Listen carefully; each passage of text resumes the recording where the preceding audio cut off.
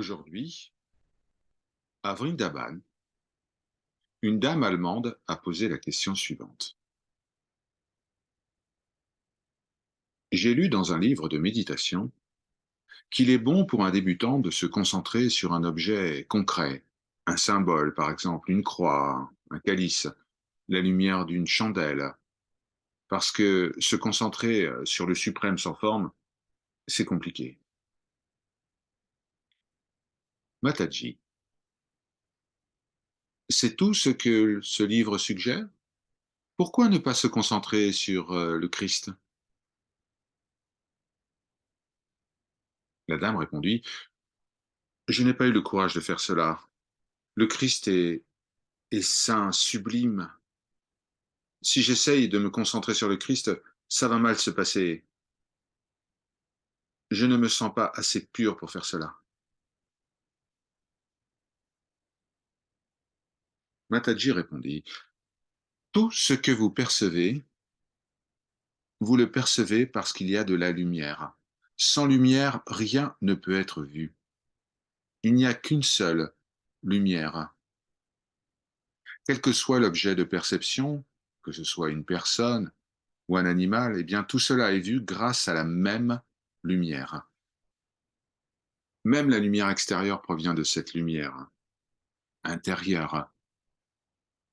Même une personne aveugle est consciente de la lumière intérieure.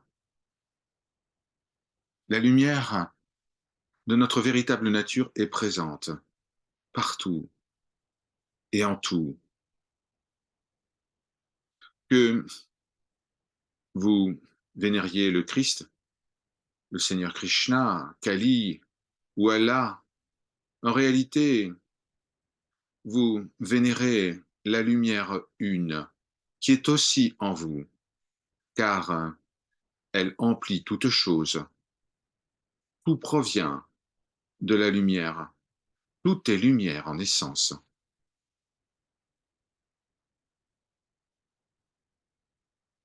Une dame indienne prit la parole. Mataji, vous dites que il faut constamment penser au Seigneur, il faut s'immerger en lui. Mais lorsqu'on essaye de faire cela, alors nos devoirs au quotidien vont être négligés.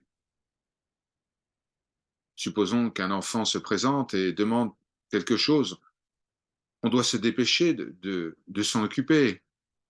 Ou alors des invités arrivent et nous ne prêtons aucune attention à eux. Que doit-on faire lorsque on vit une vie de famille? Mataji répondit, si vous êtes immergé en Dieu, pourquoi vous inquiétez du monde? Ce qui doit se produire se produira.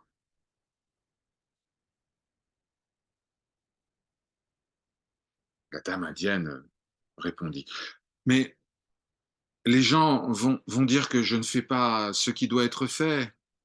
Ils vont dire que je suis moitié ici, moitié là, et que je ne peux réussir nulle part.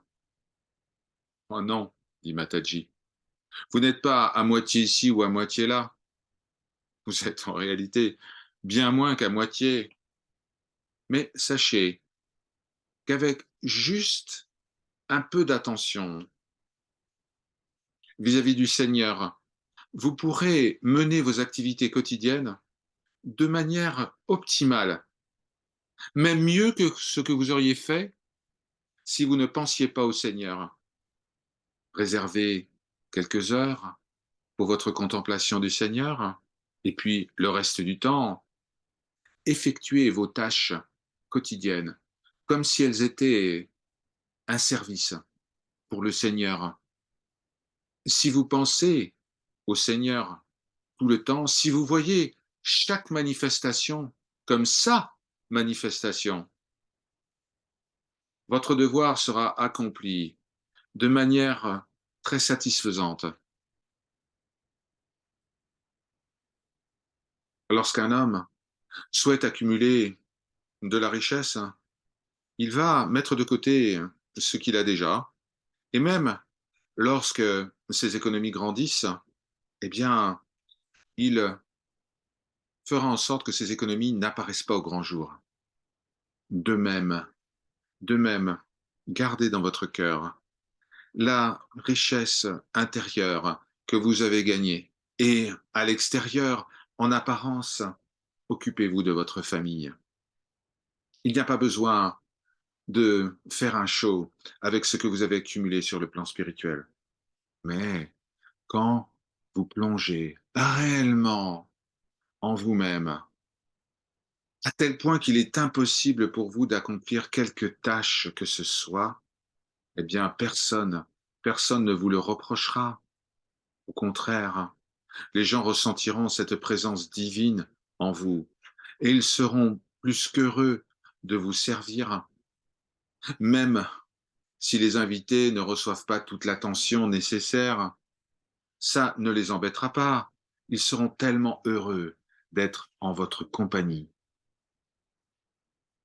Cet état est très différent de ce que vous expérimentez à présent, mais sachez que bientôt le monde n'existera plus pour vous. Om Ma Jai Ma.